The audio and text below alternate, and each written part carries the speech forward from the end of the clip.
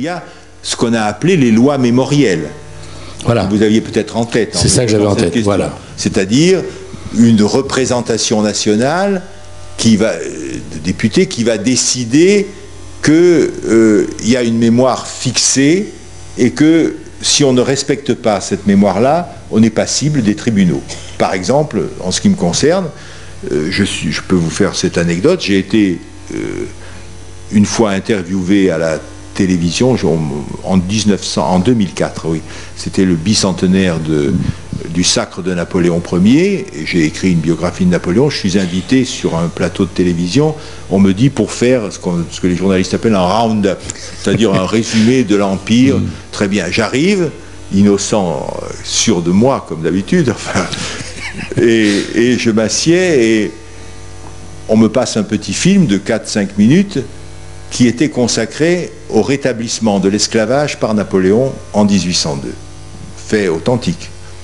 Et on m'interroge et j'ai la maladresse ou l'erreur ou la bêtise de répondre c'est une faute, c'est un crime, une tâche sur l'Empire, sur la personnalité de Napoléon. Et peut-être d'ailleurs, j'ajoute, est-ce que dans mon livre je ne lui ai pas donné assez de place? Vous avez raison, il faut peut-être lui donner plus de place.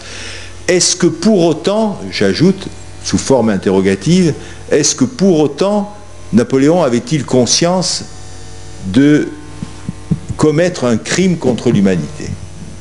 Je ne sais pas.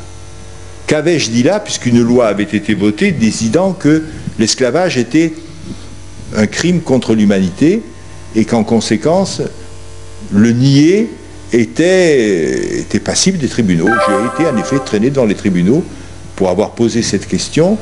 Je ne suis pas un partisan de l'esclavage, je m'interrogeais sur l'anachronisme possible, même si je soulignais le côté criminel de la chose, l'anachronisme qu'il y avait à vouloir calquer le crime contre l'humanité. J'ai été, je dois dire, en dépit du fait que les associations qui m'ont poursuivi ont fait appel, j'ai été à la fois en première instance et un appel relaxé.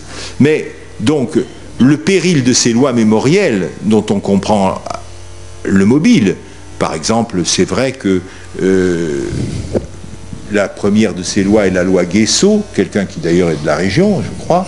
Il est élu. Il est élu de la région. La loi Guesso qui considère que tout négationnisme par rapport à la Shoah qui est un crime contre l'humanité est donc passible des tribunaux. On comprend, et je pense qu'on ne pourra pas revenir sur cette loi, qu'elle porte des aspects tout à fait légitimes, mais en même temps, avec beaucoup d'historiens qui ont signé un texte sur ce point, pas sur la loi Guesso, mais sur l'ensemble des lois mémorielles, je crois que le devoir de mémoire et l'histoire sont d'autant plus efficaces et vécus comme efficaces quand ils n'ont pas besoin d'être soutenus et encadrés par des lois mémorielles, et que les lois mémorielles peuvent être aussi une façon de déclencher des conflits, parce que par exemple, il y a eu 1 an ou 2, des associations, des députés ont déposé une loi, un projet de loi soulignant les aspects positifs de la colonisation, ce qui a fait un scandale. La loi n'a pas été déposée, mais on voit bien comment on risque, à travers cette juridification, je dirais, de ces problèmes, on risque de faire naître de nouveaux conflits, et le débat, en fait, doit être tranché par la vérité des œuvres. Voilà.